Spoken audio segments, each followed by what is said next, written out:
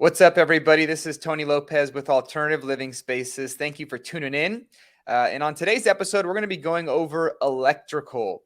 If you've been following us along in this series, thank you so much. Before we jump in, I just have a couple quick announcements I do want to provide to you guys.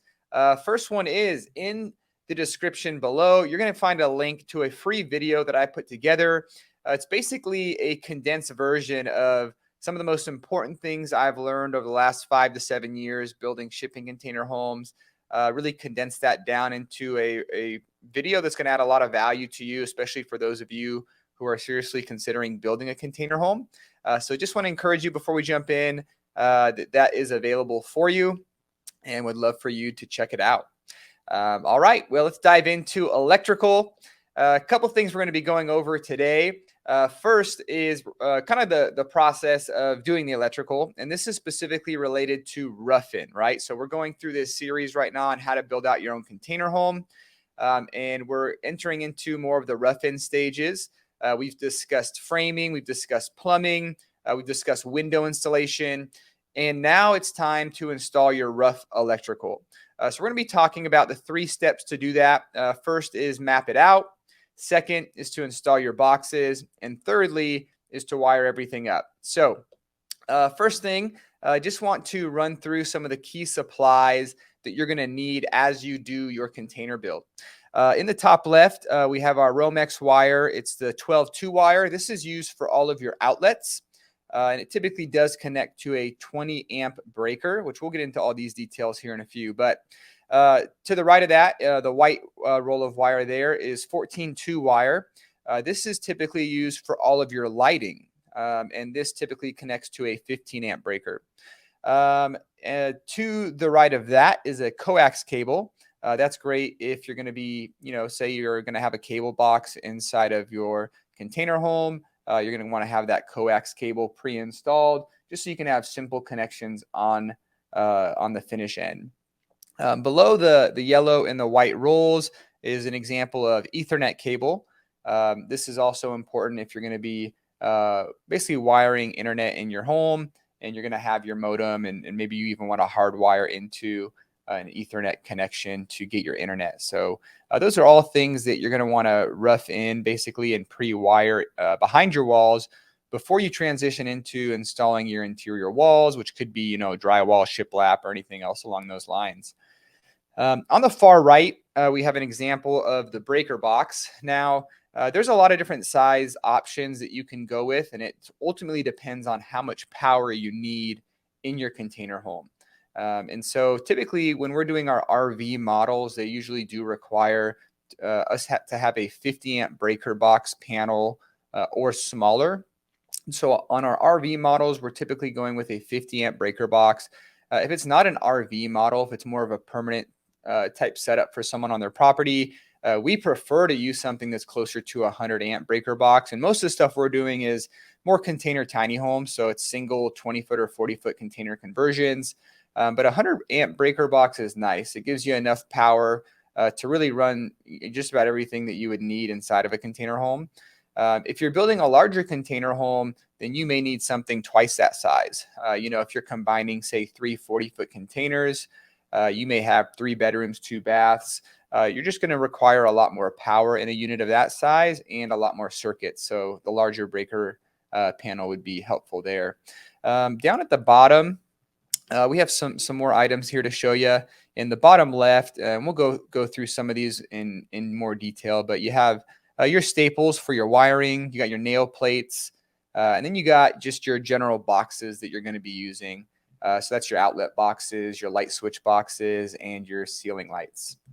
A few key terms that are helpful to just get on the same page with. First is volts. Volts, sometimes you'll see it abbreviated just as a V. And this is the potential energy source in a circuit. It's the standard international unit of electrical potential. So it's really about the potential, right? So you're going to see a lot of people, they'll talk in terms of 110 volts or 220 volts. That's talking about the potential power that could be going through it. The next term is current. It's the flow of electrons in a wire. And this flow is referred to as amps. So as we go into some of these next slides, don't get too held up here, but we'll be talking about in detail, exactly what amps are and how to basically determine for your size home. Just earlier I mentioned that, the breaker panels, there's 100 amp panels, there's 50 amp panels, how you can calculate to see what size panel do you need and how much power your home is going to require. The next term is watts. This is the basic unit of measure for power. Wattage is the relationship between volts and amps. So we'll go over an equation here in a moment that kind of shows you how that breaks down. But typically when you're looking at an appliance, it's gonna typically give you the watts, right? Like if you have a microwave, it may say, hey, this takes 1800 watts. So that's a term you're going to see pretty often. And then lastly, breaker panel. We've been referring to this a few times already. This is the hub of your electrical system, also known as a breaker box or electrical panel. It's typically a metal box, and it contains the circuit breakers, which are wired. Ultimately, it's what provides all the power to your home. So we'll be going over that in more detail as well. But first off, just talking through step number one, which is mapping out your electrical. And this is essential, right? Before you start buying a bunch of random electrical parts and components and start just assuming where things need to go, it's really important to have a strategic plan on how you're going to be laying out your electrical within your container home. So here we have a little bit of a breakdown in order to help you understand just exactly how many amps are you going to need within your container home. That's ultimately step one in the process of your build out of the electrical, is to determine, one, maybe how much power do you have on site. We'll go over that. But then how much power is your unit going to demand or require? So there's an equation here. You can see watts divided by voltage equals amps. And so we'll go over a little bit of an example. We'll use a toaster as an example. So let's say this toaster requires 1,000 watts. So you're going to go 1,000 watts divided by 110 volts equals 9.09 amps. So that's the amount of power that is essentially required to utilize your toaster. Now, we're going to be breaking down exactly how your panel works. So we referred to, a 50 amp and a 100 amp panel earlier. A panel is essentially made up of circuits and breakers. And so you're going to see within a panel commonly 15 amp breaker, 20 amp breaker, maybe a 30 amp breaker. There's a variety of different options. Most commonly in our tiny homes, we have 15 amp and 20 amp breakers. Now you're going to see a note here, and it says that you don't want to use more than 80% of the breaker's amperage. So we have an example here of a 20 amp breaker. You don't want to load that breaker with more than 16 amps. So if, for example, if you look at the very bottom, it kind of shows the relationship of how this works, right? Toaster plugs into outlet. Outlet is connected to a circuit that is connected to a breaker, and then that breaker is inside of your panel. And so with this example, the toaster takes 9 amps. So you have about another 7 amps worth of space to plug something else into that same outlet, right? If you had, say, a coffee maker that also took 9 amps, you would not want to plug that into that outlet. So it's going to exceed that 80% of amperage that you're able to use. And then below the highlighted red area, you can see a little equation. It also shows you that amps times volts equals watts. So a 20 amp circuit times 110 volts has a capacity of 2,200 watts total. So you do want to only be using 80% of that. So hopefully that's not super confusing, and that kind of breaks down fairly well there. On the lighting, the nice thing about lighting is lighting doesn't require a lot of power, especially if you're using LED lighting. Now, most of the lighting we use in our container homes, it's flush mount LED lighting. We like the flush mount lighting because typically the ceiling space or the ceiling cavity in a container home is going to be really tight. And so you may not have plenty of room to put a traditional type of can light. So flush mounts are great. They don't require a lot of power. You can see the highlighted red area down there that, you can get LED flush mount lights that require basically 10 watts per light, which is kind of crazy because that means on one 15 amp circuit, you could be running over 100 lights. Now, the lighting cable, which we mentioned earlier, the wiring for that is going to be the 14-2 wiring. And then down there in the bottom left, just got a couple examples of some lighting circuits for you, just so you can kind of see how that works. The little plus or minus is reflecting the battery or more or less your breaker panel. That then runs to your light switch and to your lights. Now, with lighting, how you run your circuits can vary, right? So there are examples of two-way switches, right? You may have a situation where you want a light, say, on one end of a hallway that turns on a light, and on the other end of the hallway that turns on that same light. And so you will run and circuit your wire differently for something that's a two-way switch, a three-way switch, or things along those lines.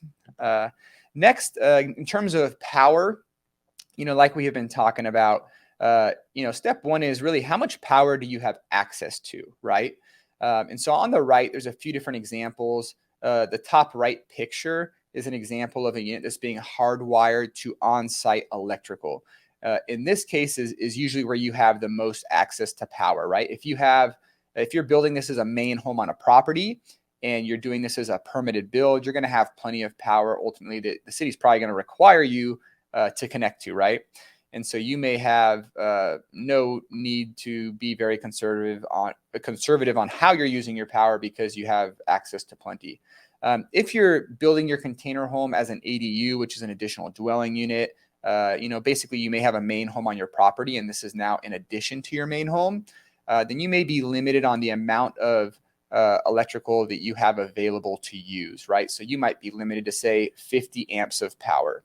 Now on the bottom, those two yellow plugs, that's an example of RV plugs. One is a 30 amp RV plug. The other is a 50 amp RV plug. In this video, we aren't going to be going over off-grid options as well in terms of solar and things along those lines. We'll save that for another video. That's a topic in and of itself. But that may be another source of power that you have. Bullet point at the top. So in terms of step-by-step, how you're going to want to determine the amount of power that you need, right? So first thing is you're going to want to list out all the items that are going to need power inside of your unit and how many watts those items require.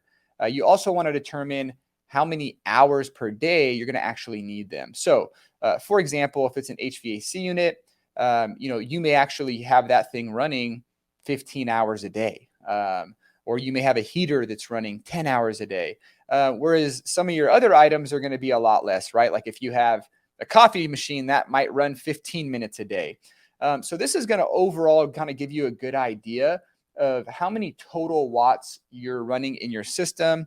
And at any given time, how many watts you're basically demanding, right? And how many watts are in use. And ultimately, you'll use one of those previous equations that we went over. And that'll help you understand how many amps are being used at a given time as well. So next, you're going to want to start drawing out your different circuits and determine how the whole system is going to work together. So I have an example there down below. And it's an example of how different people are grouping circuits, right? So let's say you have a breaker panel that's a total of 120 amps. You may divide up your breaker panel by your rooms or your spaces, right? So you may have all the electrical in your bathroom wired in one circuit. So it's all wired together. And then it goes back to the main panel and connects to one 15 amp breaker, right? For your HVAC, because it does require a lot of power, that's going to be on its own circuit. And that is going to be a 20 amp breaker. And then you just continue right down the line, right? So your living room, you'll have all of that on one circuit, maybe your kitchen, your bedroom, your outdoor space. And these are just, rough examples. The kitchen is easily a space that could require more than one circuit. You may need a dedicated circuit just to, say, your microwave, or you may have something that requires 220 volt power, right? Like maybe you have an oven or different things like that. So these are just kind of simple examples. You want to do your own homework and see what your requirements are for your unit. But an interesting observation is, so on a 120 amp breaker panel, it could be powered with 50 amps of power. And the reason that's the case is, even though you may have a 120 amp breaker panel and it might be full of all of your breakers, you're never going to be realistically running 120 amps of power, right? It's never going to happen that every single outlet in your house, every single light, every single appliance are, they're all running at the same time. And so, typically you can have a power source that's running to your unit that's going to be less than the actual size of your breaker panel. So don't be caught off guard there. But that's also helpful to understand that if you only do have, say, 50 amps of power running to your unit, you're limited on what you can run. So you can't run maybe an oven that requires 220 power and maybe it's 40 amps plus an AC plus a laundry machine. You're going to overload your system. So helpful to understand what that balance is and where you kind of fit within that. I have a note at the bottom there, just basically kind of going over the fact that if you do require 220 volt power, and commonly, 220 can be, an on-demand hot water heater or other appliances that just require high power. You do want to make sure you have the right power supply needs, right? Like I just mentioned, it's going to take a lot of power to run something with 220. And then you also want to have the correct breaker and the correct wire size properly ran. So in the images that we showed you previously, the 12-2 and the 14-2 wire, that's not for something that is going to require 220 volt. So you want to make sure your wire sizing matches the demand that's going to be there. A few guidelines here just before we continue. Typically, when you're laying out your outlets, you're going to want to make sure that on any given wall, the outlets are not farther apart than 6 feet. And part of the reasoning for this is just to make sure that, that you have access to an outlet when you need to, whether you're trying to plug in a laptop or you're going to set up a little desk space. It's just standard NEC code, which is just the National Electric Code. The kitchen can only have 4 outlets in one circuit. And the reasoning behind that is that typically in the kitchen, you have appliances that demand a lot of power, right? So I think about my kitchen and we have, a coffee machine, we have, something to heat up water, you got a toaster. The list goes on and on of things that you use for cooking that do require a lot of power. And so they have that code in place. You're going to want arc fault breakers in all of your sleeping areas. And then in terms of any wet area, you're going to need to have GFCI protected outlets. So basically that's going to be in your kitchen area. So you may have outlets above your countertops. Those are going to need to be GFCI protected in your bathroom. And then, in the rare occasion that maybe you have a sauna in your container home, it would be applied there as well. And then lastly, on the exterior. So if you're going to have any exterior outlets, we did already make that note earlier that your HVAC will be on a dedicated 20 amp circuit. And that's, we use typically like a mini split HVAC unit. And so the size they come in a variety of sizes. We're typically using something like a 9,000 BTU or a 12,000 BTU size unit. And so you just need to make sure your breaker matches properly with that. Okay, number 2, installing your boxes. So your outlets are going to be mounted 12 inches from the finished floor to the bottom of the box, and your switches will be at 46 inches. Your ceiling lights, typically, it might be rare that they land perfectly alongside of a stud for you to mount them to. In the case that they do, that's great.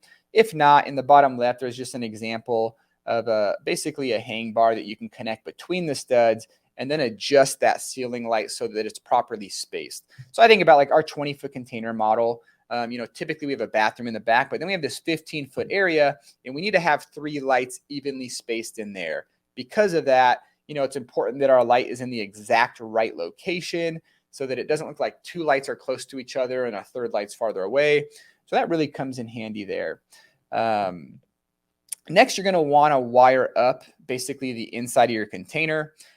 So when you begin doing the wiring on your container, you're going to need to drill a 3/4 inch hole in the dead center of your 3.5 inch stud. Now, this is assuming that you're using 2x4 studs on the interior frame out. This is most common in container homes that we see. We have another episode on framing, which, if you decided to go with metal stud framing, a lot of these same principles are going to apply. And then there is the InsoFast framing where things are a little bit different. But just for for ease of use and just keeping things simple, we'll be assuming you're using some wood studs here.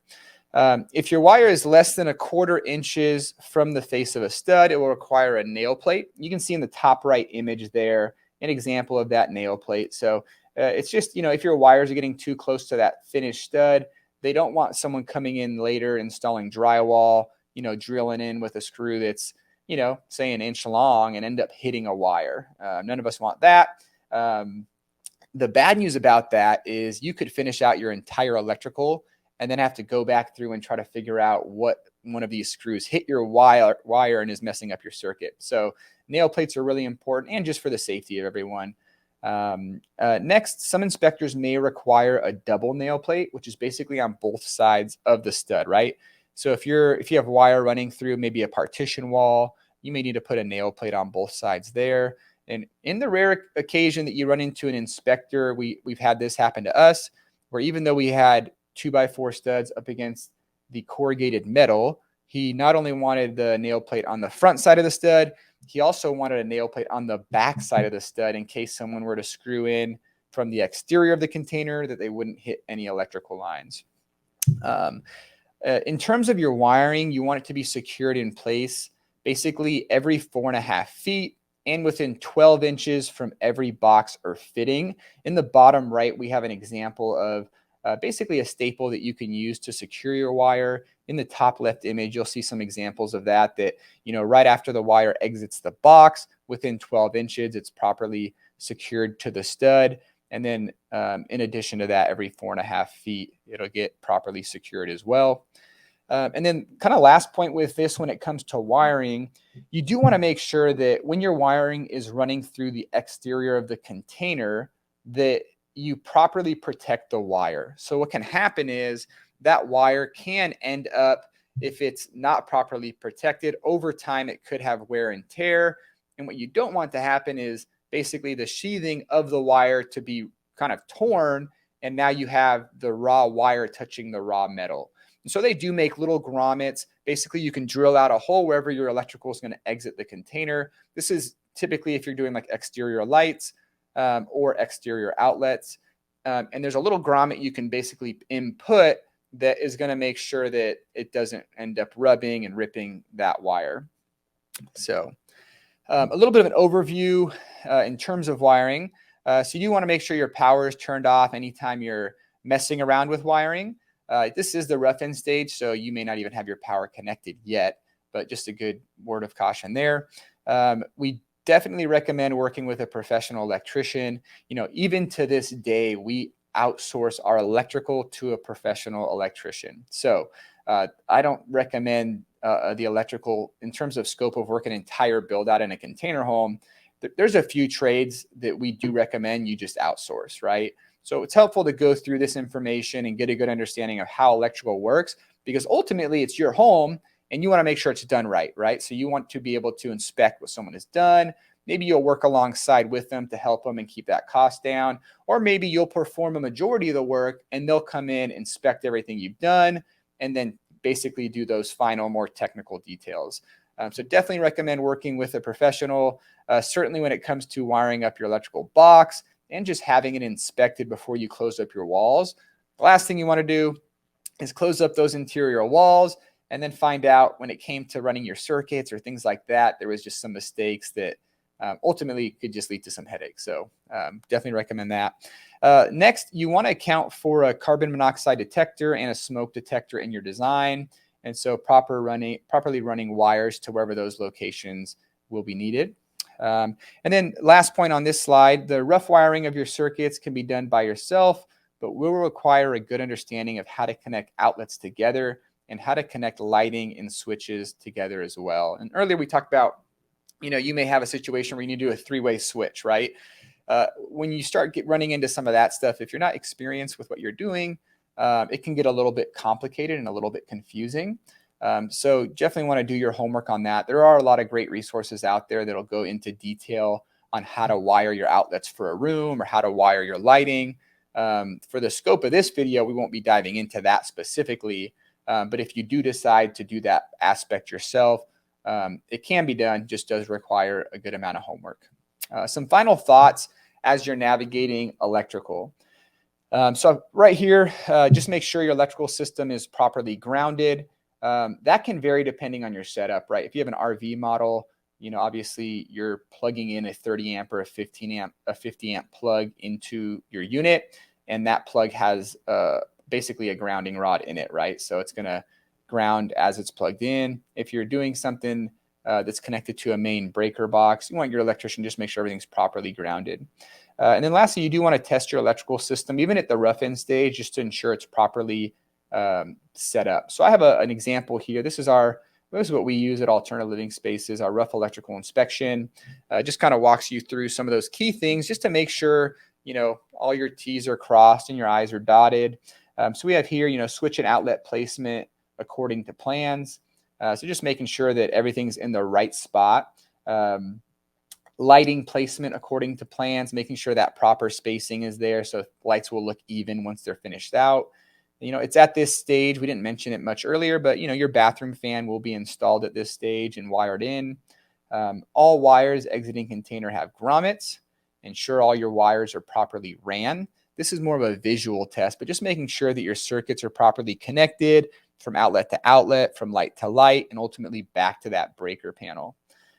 Ensure all your nail plates are where they're needed. So any of those areas where it's less than a 1/4 inch from the finished stud, where you have wire that's closer than that, definitely make sure you have your nail plates there. Breaker blocks placement and all circuits accounted for.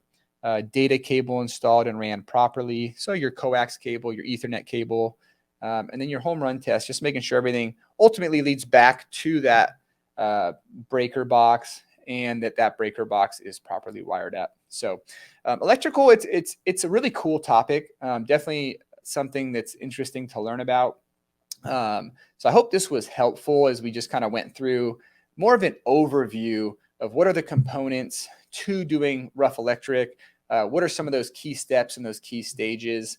I do want to just encourage you just with a couple of announcements before we close out. First one is, if you haven't checked out that video that I mentioned at the beginning yet, you can see that right below in the description. It's really going to be something that helps you out. And then also, we'll be continuing in this series. Next up, we have the topic of HVAC. So we'll be getting into more details on exactly how we do our how we do our HVAC. And there's a variety of options that you can go with. So in general, if you do have more questions or you just want to learn more about us, you can check us out online at alternativeliving spaces.com. And with that, we look forward to seeing you in the next video.